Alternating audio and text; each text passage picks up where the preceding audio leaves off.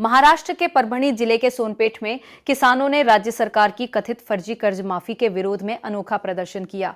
किसानों ने गधे को शाल, श्रीफल, टोपी और हार पहनाकर विरोध जताया तथा सरकार द्वारा जारी अध्यादेश की प्रतियां जलाकर रोष व्यक्त किया।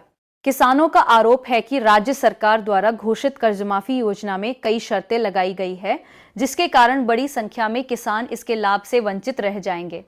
उनका कहना है कि योजना का लाभ केवल सीमित किसानों तक ही पहुंच पाएगा। छत्रपति शिवाजी महाराज चौक पर आयोजित विरोध प्रदर्शन में किसानों ने सरकार से व्यापक और बिना शर्त कर्ज माफी की मांग की। प्रदर्शन के दौरान किसानों ने सरकार की नीतियों के खिलाफ नारेबाजी भी की।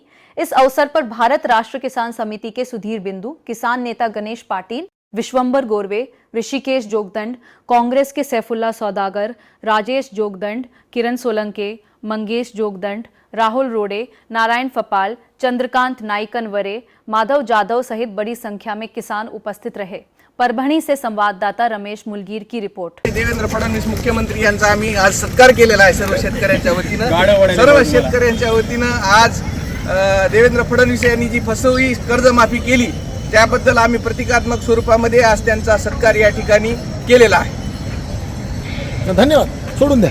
आज तुम्ही निश्चित नोंदवलेला आहे, कशा संदर्भामध्ये निश्चित नोंदवलेला आणि काय मागणी आहे तुमच्या?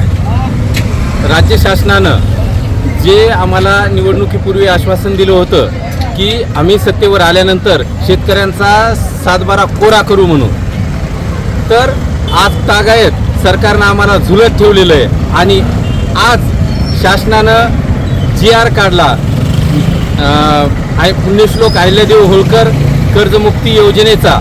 या योजनेमध्ये जवळपास 2019 मध्ये जी महात्मा फुले कर्जमाफी योजना जी उद्धव ठाकरे यांनी जी लागू केली होती, यांनी जी दिली होती, त्या योजनेमध्ये साधारणतः 35 लाख शेतकरी हे कर्जमाफीसाठी पात्र होते आणि हे 35 लाख शेतकरी या योजनेतून वगळले जाणार आहेत। या योजनेमध्ये तशी तरतूद केलेली त्या शेतकऱ्यांना केवळ 50,000 रुपयेचाच लाभ त्या शेतकऱ्यांना मिळणार आहे। म्हणून आज आम्ही सगळ्या शेतकऱ्यांनी या शासनाच्या GRचा जाळून आज निषेध नोंदवलेला आहे।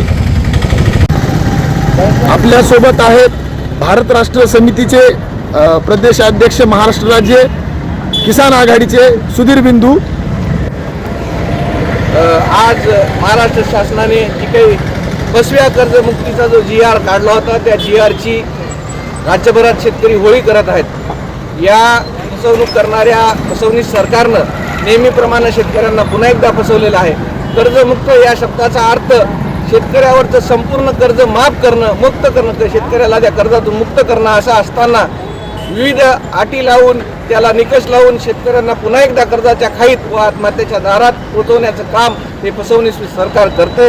या फसवणूक सरकारचा या राज्यातील शेतकरी मोठ्या प्रमाणात निषेध करत आहेत। आता तरी या सरकारनं शहाणं व्हावं आणि शेतकऱ्यांची संपूर्ण कर्जमुक्ती जाहीर करावी। संपूर्ण कर्जमुक्ती म्हणजे शेतकऱ्याचा संपूर्ण सातबारा कोरा, ज्याच्यावर कुठल्याही प्रकारचं कर्ज नाही असं सर्वकष धोरण या सरकारनं ठरवावं, असे या निमित्तानं आम्ही या ठिकाणी मागणी करत आहोत।